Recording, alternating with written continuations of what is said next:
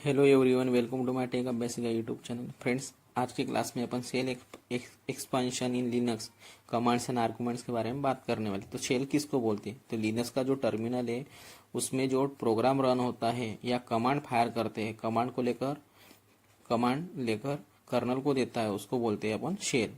तो शेल में bash, KSH, TCSH और इस टाइप से डिफरेंट शेल है। तो और जो भी कमांड लिखते हैं उसको स्कैन अंडरस्टैंडिंग करता है, यूजर क्या चाह रहा है चेंज करता है, कर्नल को पास करता है। तो यह अपने को अगर शेल देखना है कौन से शेल पे काम कर रहा है, तो उसके लिए कमांड है इको डॉलर कैपिटल में शेल। तो अपने को शेल दिख जाएगा कौन से शेल पे काम करते हैं।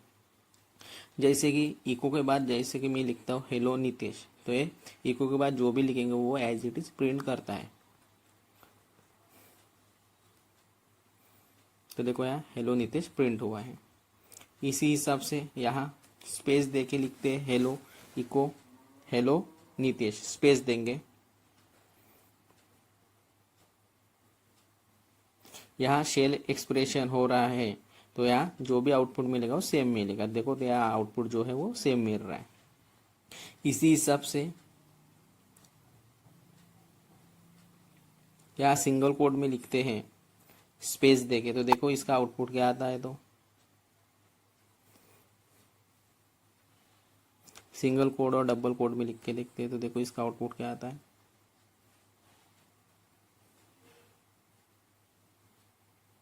तो देखो इसका आउटपुट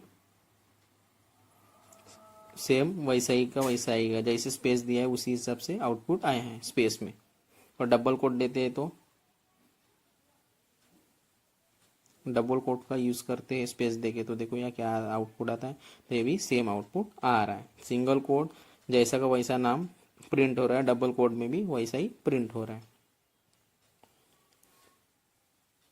तो वेरिएबल में अपने पास दो टाइप की वेरिएबल्स होते हैं, सिस्टम वेरिएबल और यूजर डिफाइंड वेरिएबल। वेरिएबल ये not it is not a static, मतलब स्टैटिक नहीं रहती, इनकी जो वैल्यू है वो चेंज होती रहती है वेरिएबल की। इसलिए अपन कौन सा शेल यूज कर रहे हैं उसके लिए कमांड है इको डॉलर कैपिटल में शेल। तो अपने को जो भी शेल में काम कर रहे हैं वो अपने को शेल का पता चलेगा। और ये जो वेरिएबल है ये सिस्टम डिफाइन वेरिएबल है, क्योंकि सिस्टम ने डिफाइन किया है। अगर अपना को वेरिएबल डिफाइन करना है जो कि यूजर डिफाइंड वेरिएबल, अपन जो खुद से वेरिएबल डिफाइन करते हैं उसको बोलते हैं यूजर डिफाइंड वेरिएबल। और जो सिस्टम में ऑलरेडी डिफाइन है जैसे कि होस्ट नेम, ये सिस्टम डिफाइंड वेरिएबल है।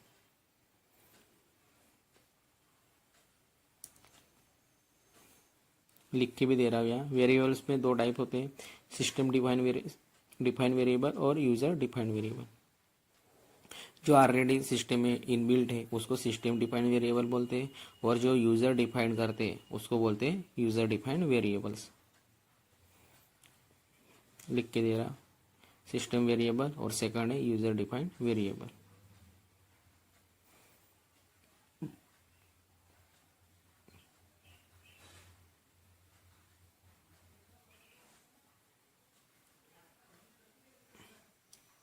इस हिसाब से दो वेरिएबल्स होते हैं लिनक्स में, और ये वेरिएबल स्टैटिक नहीं रहते, अपने हिसाब से वो चेंज होते रहते हैं।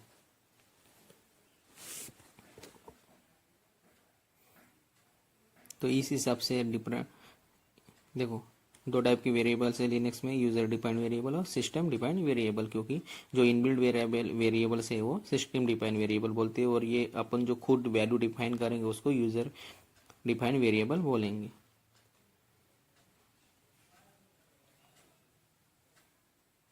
और variable it is not static, ये कभी भी स्टैटिक नहीं रहते।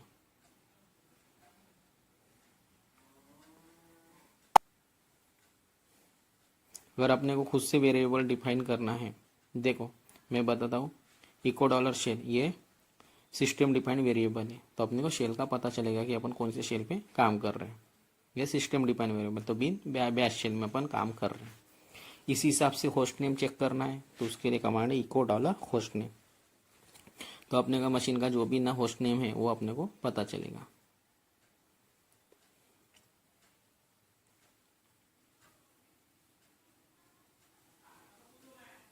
इको डॉलर होस्ट नेम, तो होस्ट नेम का पता चलेगा अपनी मशीन का नाम क्या है।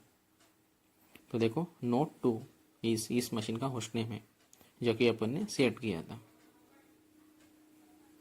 अभी अपने को खुद से वेरिएबल डिफाइन करना है, जो कि यूजर डिफाइंड वेरिएबल डिफाइन करना है, जो कि खुद से डिफाइन करते हैं उसको यूजर वेरिएबल डिफाइन बोलते हैं, यूजर डिफाइंड वेरिएबल बोलते हैं। देखो मेरे को एक वेरिएबल डिफाइन करना है, उसके लिए लिख रहा हूँ var1 इक्वल टू 100। तो अभी इसकी वैल्यू देखना है क्या है, डिफाइन किया है तो इको डॉलर var1 लिखूंगा तो इसकी वैल्यू प्रिंट हो जाएगी।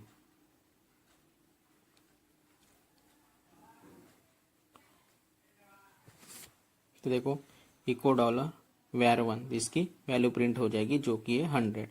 इसी हिसाब से इको डॉलर var1 जो कि सिंगल कोड में लिख रहा हूं तो उसकी वैल्यू देखेंगे, इसकी value as it is print होंगी।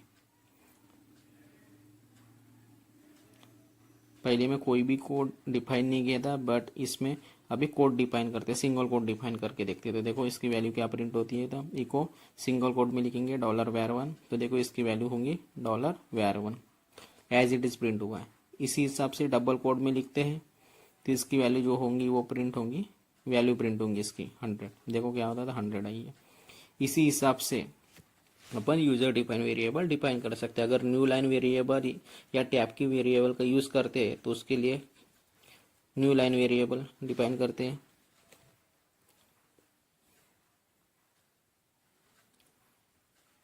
या टैब की वेरिएबल। देखो कैसे किस हिसाब से डिफाइन करते हैं इन वेरिएबल को, तो देखते हैं।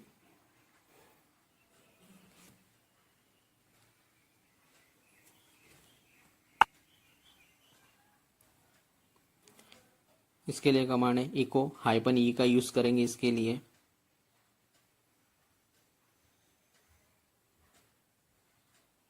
और डबल कोड में लिखेंगे और लाइन विथ फॉरवर्ड स्लैश देंगे, ये नहीं लिखेंगे मतलब न्यू वेरिएबल के लिए, और न्यू लाइन लिखेंगे।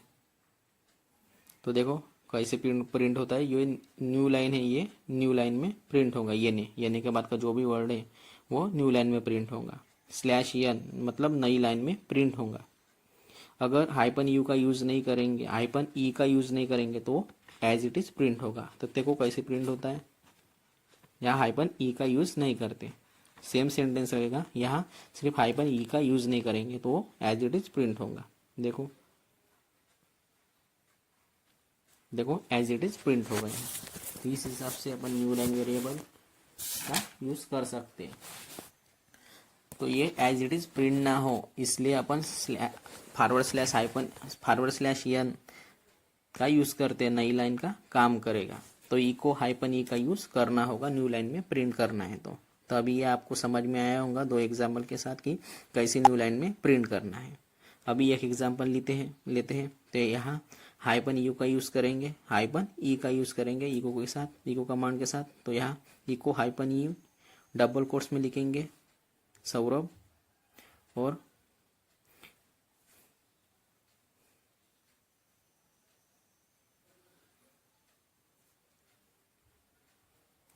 फॉरवर्ड स्लैश देंगे यन और नीतीश लिखेंगे। तो देखो यहाँ क्या प्रिंट होता है, तो यहाँ नई लाइन में प्रिंट होगा, एक सौरभ होगा और न्यू लाइन में नीतीश प्रिंट होगा। इस हिसाब से अपन ये वेरिएबल को न्यू लाइन वेरिएबल को प्रिंट करते हैं। न्यू लाइन वेरिएबल में हाइपन यहाँ न्यू लाइन वेरिएबल में एन का यूज करते हैं और टैब की वेरिएबल में टी का यूज करते हैं। उसी हिसाब से वेरिएबल प्रिंट होते हैं। जैसे न्यू लाइन में प्रिंट करना है इसलिए एन का यूज करेंगे। तो देखो यहाँ हाइपन ई का यूज करेंगे, सौरभ फॉरवर्ड स्लैश दे रहा हूँ, एन लिख रहा हूँ और नीतीश लिख रहा हूँ। तो देखो जो भी नीतीश वर्ड है वो नए लाइन में प्रिंट होगा। तो देखो कैसे प्रिंट होता है, तो देखो सौरभ और नीतीश नई लाइन में प्रिंट हुआ है। सौरभ के बाद जो भी न्यू वेरिएबल के बाद का जो भी वर्ड है वो नई लाइन में प्रिंट हुआ है। अभी दोनों के बीच में स्पेस देना है, तो उसके लिए मतलब स्पेस देना है, मतलब टैब की वेरिएबल का यूज करना है, तो उसके लिए टी का यूज करेंगे। तो यार लिख रहा हूँ सेम कमांड रहेगी। तो देखो टी इको हाइपन ई वहाँ लिखेंगे डबल कोट्स में सौरभ और फॉरवर्ड स्लैश में लिखेंगे टी, तो ये टैब स्पेस देके आएगा, मतलब टी टी मतलब टैब स्पेस। तो देखो वैसे का वैसा ही दिया, इसलिए टी देना है मुझे। स्पेस देके भी लिखा, हाइपन एन मतलब फॉरवर्ड स्लैश एन का यूज़ किया तो भी सेम आउटपुट आ रहा है। अगर यहाँ टी का यूज़ करते हैं तो देखो क्या आता है। तो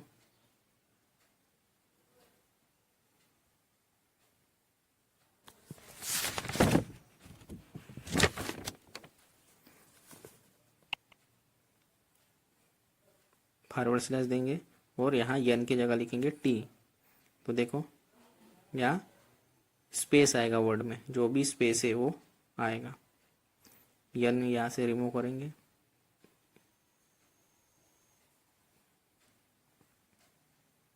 न्यू लाइन वेरिएबल आपको दिखाया तो नेक्स्ट लाइन में प्रिंट कर रहा है।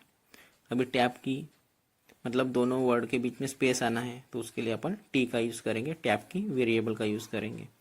तो देखो किस हिसाब से करते हैं, तो उसके लिए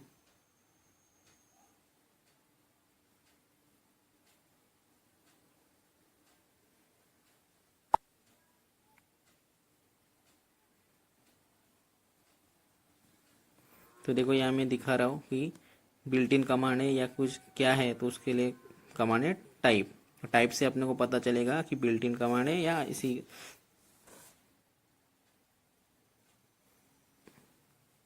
मतलब यूजर डिफाइंड वेरिएबल है या सिस्टम डिफाइंड वेरिएबल, ये अपने को पता चलेगा।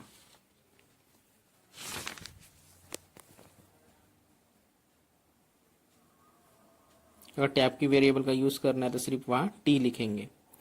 विच करके कमांड दिया एलएस, तो ये यहाँ अपने को आउटपुट में शो करेगा, उसका पाथ शो करेगा कि एलएस कमांड का पाथ क्या है। तो पाथ दिखेगा कहाँ, बिन में है। एलियास कैसे यूज़ कर रहे हैं वो विच कमांड से शो करेगा। एक्सटर्नल कमांड की एंट्री प्रोफाइल फाइल्स में भी होनी चाहिए, तभी यूज़ कर पाएंगे। अगर प्रोफाइल फाइल के अंदर डिफाइंड ना हो तो देखो एलियास दूसरे नाम से एग्जीक्यूट कर रहे हैं। तो देखो यहाँ एलियास कैल कर रहे हैं और cal dot T X T लिखते हैं, तो cal dot T X T, तो इस महीने का कैलेंडर शो कर रहा है। कैट कमांड का एलियास सेट करें तो कैट कमांड का एलियास सेट करते हैं, alias dog equal to cat, इस हिसाब से एलियास सेट करना पड़ता है। देखो मैं एलियास सेट कर रहा हूँ, कैट कमांड के लिए डॉग लिख रहा हूँ। अगर मैं डॉग करके कैट कमांड को यूज़ करूँगा तो भी सेम आउटपुट आना चाहिए, क्योंकि कैट कमांड डॉग की तरह काम कर रहा है। अभी डॉग जो वर्ड है वो कैट कमांड बन गया है। तो अभी देखो डॉग कैल डॉट टी एक्स टी करूँगा तो भी मुझे कैलेंडर शो होगा। न्यू लाइन वेरिएबल यूज़ करना है तो एन का यूज़ करेंगे, और टैब की वेरिएबल का यूज़ करना है तो वहाँ टी यूज़ करेंगे। तो देखो यहाँ डॉग कमांड चला है कैट की जगह तो भी अपने को कैलेंडर शो किया। इस टाइप से अपन एलियास सेट कर सकते हैं। एलियास कमांड से अपने को पूरे जितने भी एलियास डिफाइंड है वो अपने को एलियास शो होंगे। अगर एलियास को परमानेंट बनाना है प्रोफाइल फाइल के अंदर तो उसकी एंट्री करनी होगी। लॉग आउट करके लॉग इन करेंगे तो जो भी एलियास सेट है वो वहाँ से रिमूव हो जाएंगे। अगर इसको यहाँ से रिमूव करना है तो उसके लिए अनएलियास करना पड़ेगा, मतलब उसको रिमूव करने के लिए एलियास सेट करने के लिए और रिमूव करने के लिए अनएलियास लिखेंगे। तो देखो मुझको यहाँ से डॉग को रिमूव करना है जो भी, क्योंकि कैट कमांड के लिए मैंने डॉग का वर्ड यूज़ किया है तो अनएलियास कर रहा हूँ डॉग को, तो यहाँ से ये रिमूव हो जाएगा। अभी यहाँ एलियास काम नहीं करेगा। एलियास डॉग सर्च करेंगे तो देखो एलियास यहाँ अभी यहाँ से रिमूव हो गया, डॉग इक्वल टू कैट। अभी यहाँ से एलियास डॉग सर्च करेंगे तो भी अपने को शो नहीं होगा, क्योंकि ये अभी काम नहीं करेगा।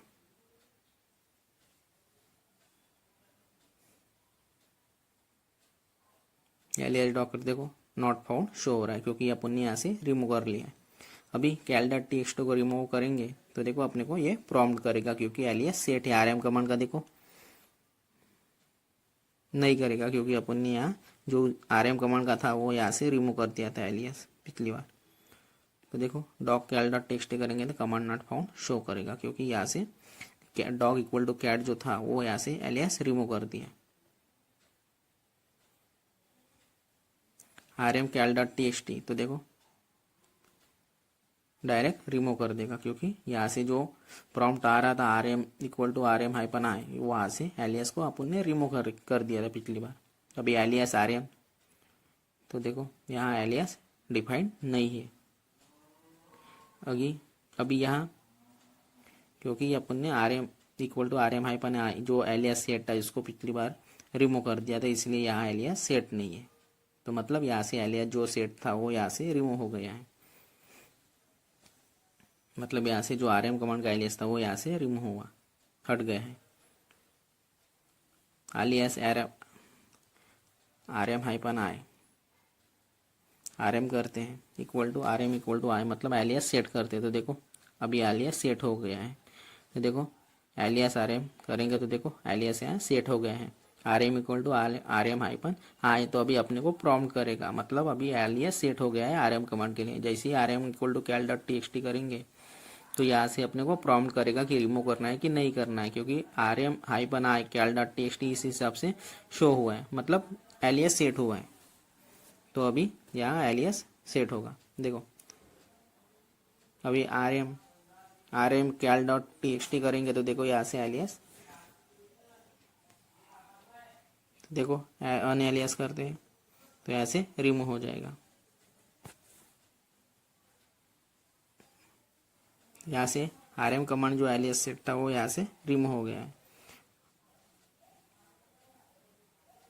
तो कमांड नॉट फाउंड शो करेगा, क्योंकि यहाँ से अनएलियास मतलब अनएलियास कमांड जो आता है यहाँ से रिमूव हो गए हैं। R M cal dot T X T no such a file और डायरेक्टरी, क्योंकि अनएलियास किया है तो यहाँ से आर एम कमांड थी जो एलियास सेट था वो यहाँ से रिमूव हो गया है। L S hyphen L S करते हैं तो देखो यहाँ जो भी फाइल थी पुरानी वो यहाँ शो हो रही है। ये लॉन्ग लिस्ट करते हैं तो जहाँ जो भी डेटा है वो पूरा शो हो रहा है। एलियास एल एल कमांड के लिए चेक करते हैं तो देखो एलियास एल एल की कमांड के लिए सेट है। हाँ तो यहाँ एलियास एल एल के लिए एल एस हाइपन एल यहाँ सेट है, ये पूरी तरह सेट है। अगर इसको डिस्प्ले करेंगे तो उसके लिए कमांड है सेट हाइपन एक्स से डिस्प्ले होगा। स्पेस देना पड़ेगा यहाँ सेट कमांड के साथ।